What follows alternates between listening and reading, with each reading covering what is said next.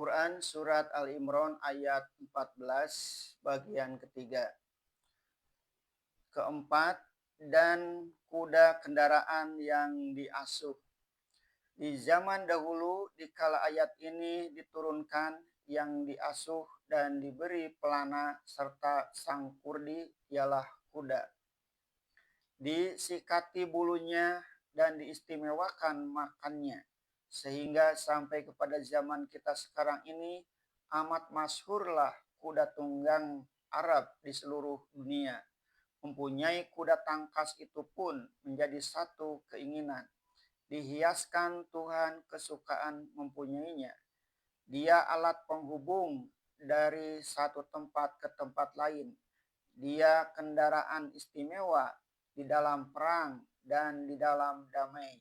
Di waktu kecil, penulis ini masih mendapati datuk-datuk di kampung kami mempunyai kendaraan memakai genta yang dari jauh sudah kedengaran bunyinya. Di zaman negeri kami masih memakai pangkat tuanku. Tuanku Laras, masyhurlah kuda Tuanku Laras. Untuk memelihara kuda di negeri kami Minangkabau, sehingga diadakan pacuan kuda menurut adat tiap-tiap tahun pada beberapa negeri.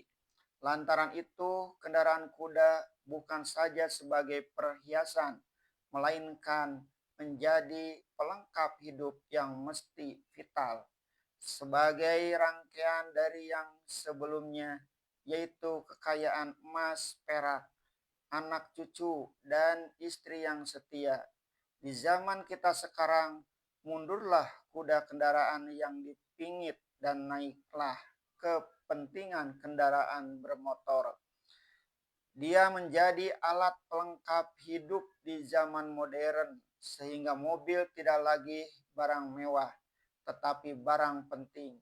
Jalan-jalan raya di seluruh dunia telah diubah pembuatannya dari 100 tahun yang lalu di zaman memakai gerobak dan pedati. Maka dihiaskanlah dalam hal manusia keinginan memakai kendaraan. Timbullah perlombaan merek mobil dan model mobil, sehingga ada orang yang gila mobil. Apatah lagi industri mobil itu tidak henti-hentinya mengubah model tiap-tiap tahun karena kepentingan berniaga. Sehingga melihat model yang baru, orang jadi bosan pada model mobilnya yang telah dianggap usang. Kelima, dan binatang-binatang ternak. Kalau kendaraan bermotor alat penting dalam kehidupan kota, maka binatang ternak amat penting pada kehidupan di padang-padang yang luas. Sebab pengikut Nabi Muhammad SAW bukan orang kota saja.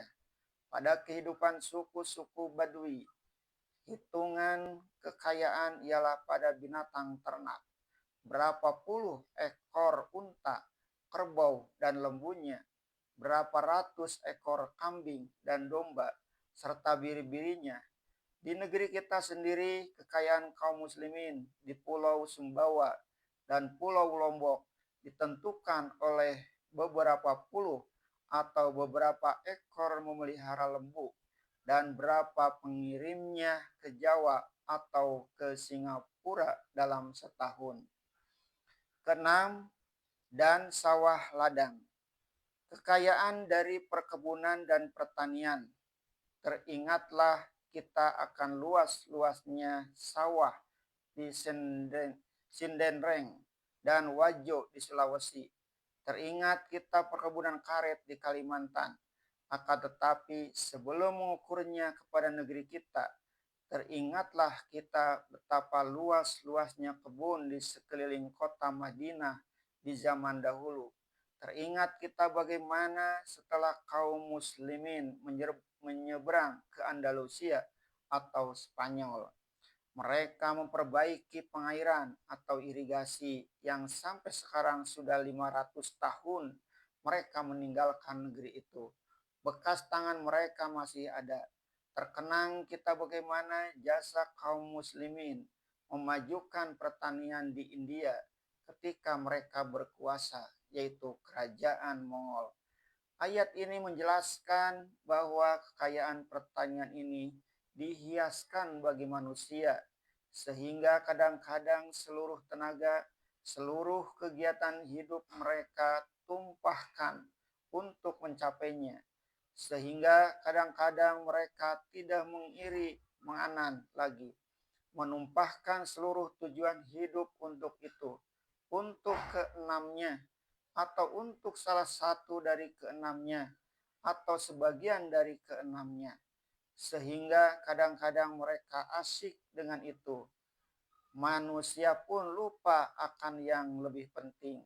Oleh sebab itu, Allah berfirman, memberi peringatan dengan lanjutan ayat yang demikian itulah perhiasan hidup di dunia. Tegasnya bahwasanya semuanya itu hanyalah perhiasan hidup di dunia. Niscaya usianya akan habis untuk itu. Sedangkan perhiasan untuk di akhirat kelak dia tidak sedia. Padahal di belakang hidup yang sekarang ini ada lagi hidup yang akan dihadapi. Sesudah dunia adalah akhirat. Allah lebih tegaskan lagi. Namun di sisi Allah ada lagi sebaik-baik tempat kembali. Di ujung ayat diterangkan bahwa ada lagi yang lebih penting, entah berapa ribu kali lebih penting dari perhiasan dunia itu. Ialah sebaik-baik tempat kembali yang disediakan oleh Allah. Sebab selama-lama hidup di dunia kita pasti kembali juga kepada Allah. Allah menyediakan bagi kita sebaik-baik tempat kembali itu. Apakah sebaik-baik tempat kembali itu?